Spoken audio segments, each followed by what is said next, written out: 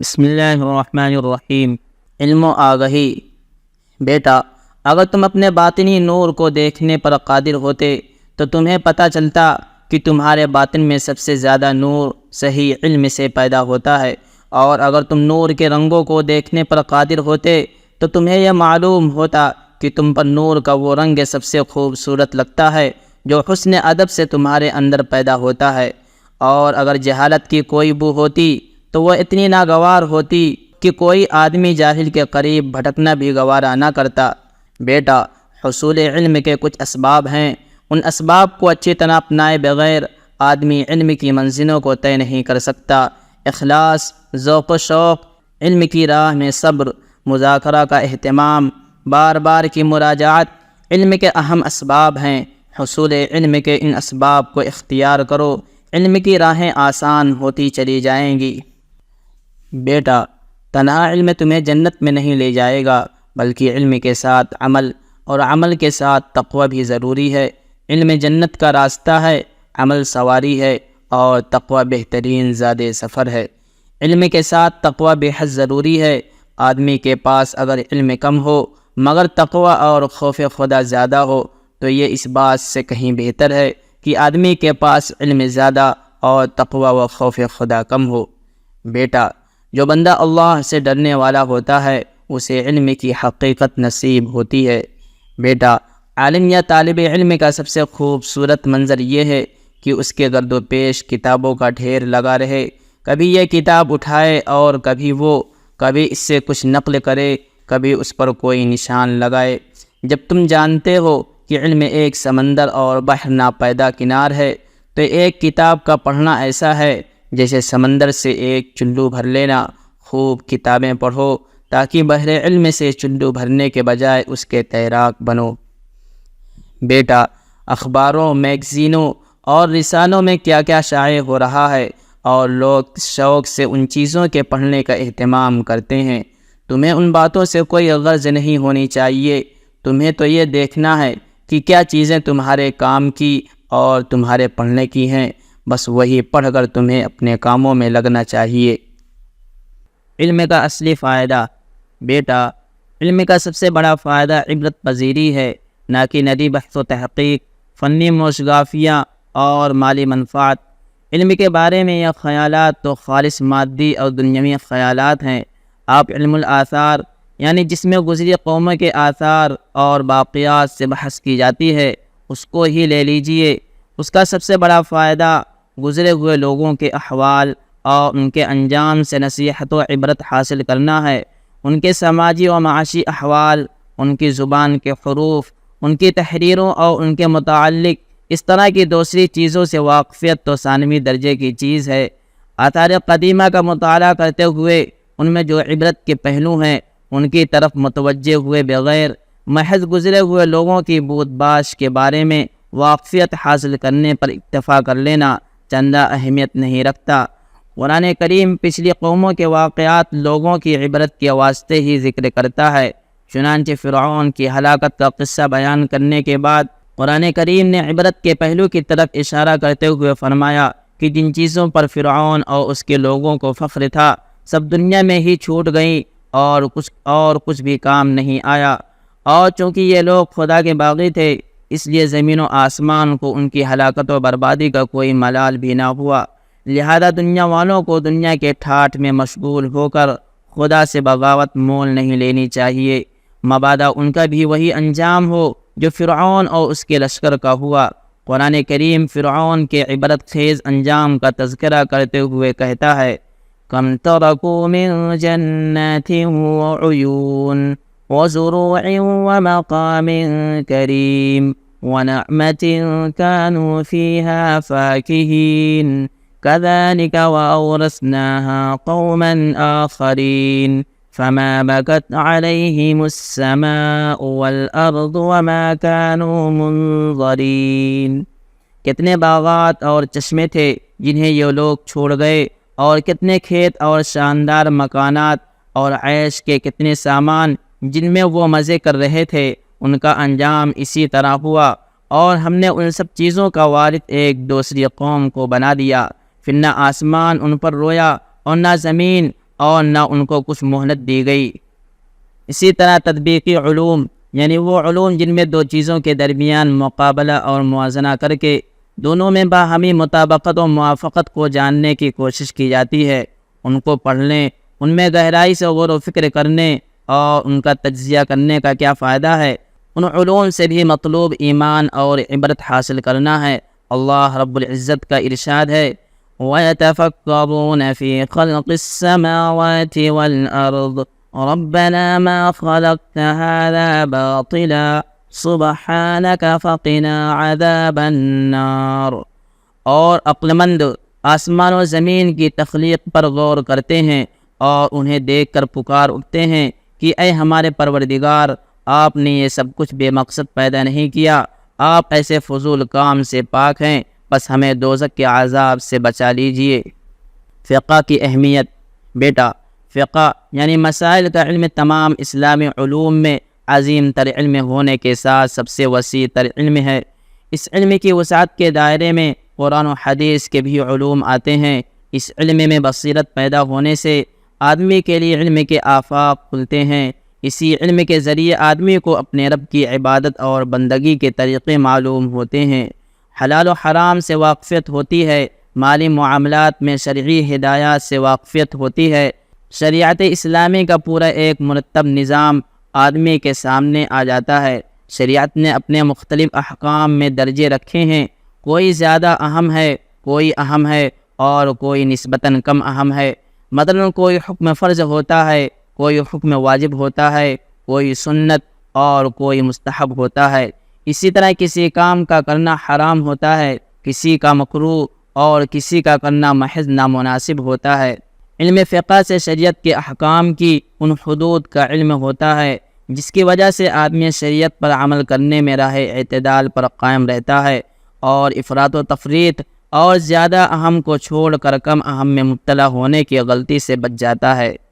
بیٹا، اگر تم نے فقہ کے اصول و قواعد ازبر کر لیے اور تمہیں ان سے احکام کے لینے کا طریقہ معلوم ہو گیا تو تم نے بہت بڑا علم حاصل کر لیا، اور یوں سمجھو کہ علم فقہ کی قلید تمہارے ہاتھ آ گئی۔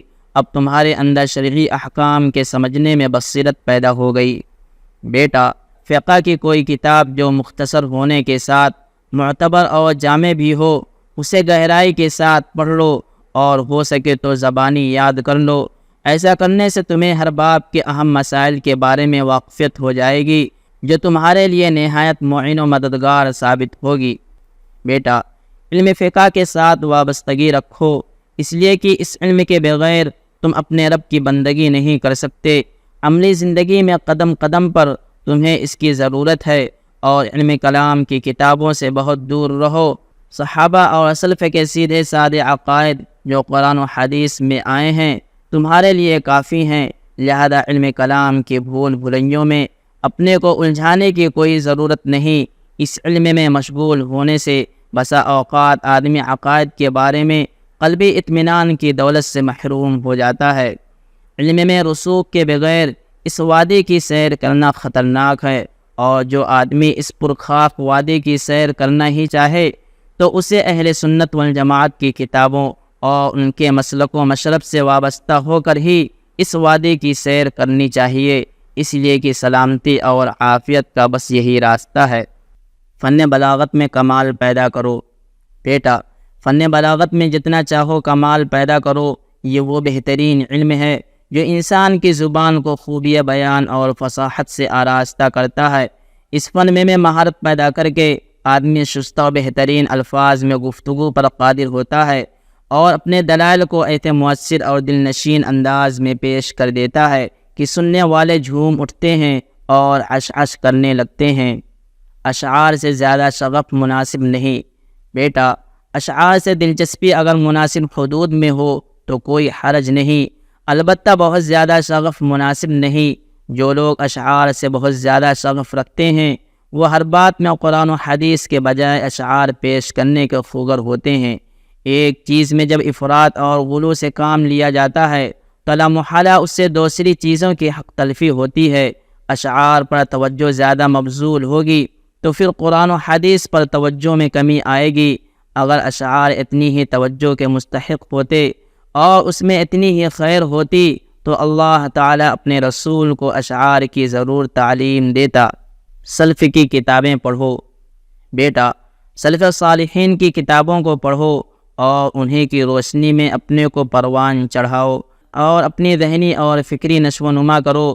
ان کے واقعات پڑھو، ان کی زندگی کے حالات پڑھو، ان کی حکیمانہ باتوں سے گہری دلچسپی اور مناسبت پیدا کرو، اور جب تم علم سے اچھی طرح آراستہ ہو جاؤ اور تم میں پختگی پیدا ہو جائے تو پھر ان متاخرین علماء اسلام کی کتابیں پڑھو جو استقامت و عزیمت سے مالا مال اور دعوت و اصلاح کے میدان میں سرگرم عمل رہے۔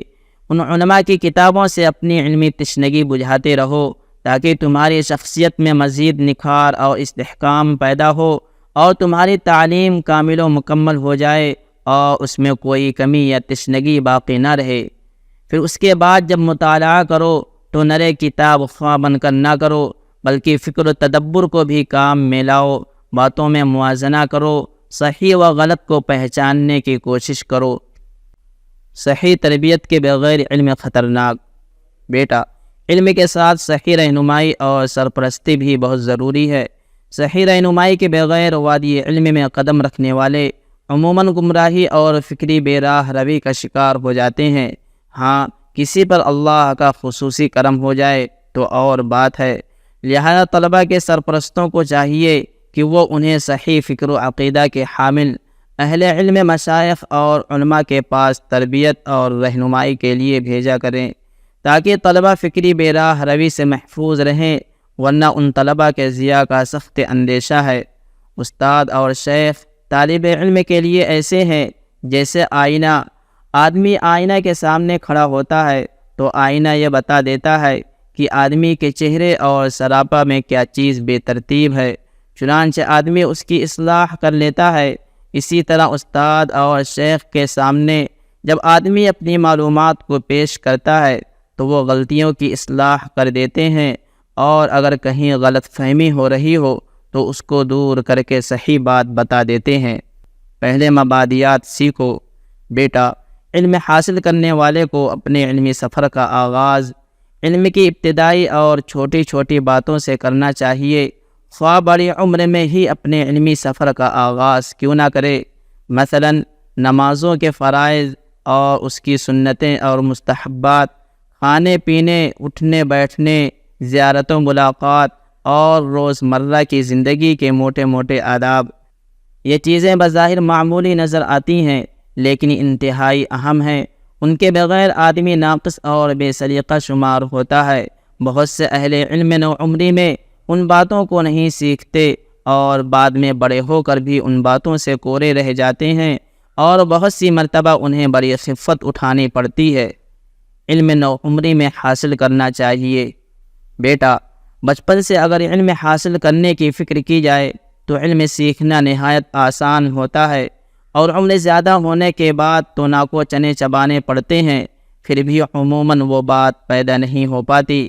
لہذا نوعمری سے حصول علم میں لگنا چاہیے اور شروع ہی سے حصول علم میں اخلاص بھی پیدا کرنا چاہیے، اس لیے کہ جتنا آدمی کے اندر اخلاص ہوگا اتنا ہی اس کے علم میں برکت ہوگی۔ اور علم میں اخلاص یہ ہے کہ جو بھی علم سیکھے اس سے مقصود یہ ہو کہ اس پر عمل کر کے اللہ کی رضا کا طالب بنے گا اور اس کی خوشنودی کے لیے اسے پھیلائے گا اور دوسرے تک پہنچائے گا۔ مال، شہرت، ناموری اور عز و جاہ وغیرہ کا حصول پیش نظر نہ ہو۔ علم دوست کی پہچان۔ بیٹا، صحیح علم دوست عالم وہ ہے جو اپنی غلطیوں پر متنبہ ہو تو اس سے رجوع کر لے۔ کسی علم یا فن میں آدمی اگر باکمال اور ماہر فن ہو جائے تو اسے غرور یا خود پسندی میں مبتلا نہیں ہونا چاہیے، اس لیے کہ بہت سے علوم و فنون ایسے بھی ہیں جن کی الف با سے بھی وہ ناواقف ہے۔ کیا عجب کہ وہ ان علوم و فنون میں کوئی ایسی غلطی کر گزرے جس سے اس کی سبکی ہو اور تا زندگی اسے اس کا افسوس رہے۔ علماء معمار ہیں۔ بیٹا، علماء کو قیادت و سربراہی اور اہم ذمہ داریوں سے الگ کرنا اور ان کو حاشیے پر رکھنے کی کوشش کرنا مسلمانوں بلکہ تمام انسانوں کے ساتھ بہت بڑا ظلم ہے۔ علماء معاشرے میں ستون کی حیثیت رکھتے ہیں۔ وہ شریعت کے واقف کار اور حکمت و دانائی کے علم بردار ہوتے ہیں۔ وہ لوگوں کے دکھ درد، ان کی تمناؤں اور آرزوؤں کو سمجھتے ہیں، قوموں کی اخلاقی بیماریوں اور ان کی ترقی کے حقیقی اسباب کو جانتے ہیں۔ وہ سماج کے مصلح و معالج اور انسانی تہذیبوں کے معمار ہوتے ہیں۔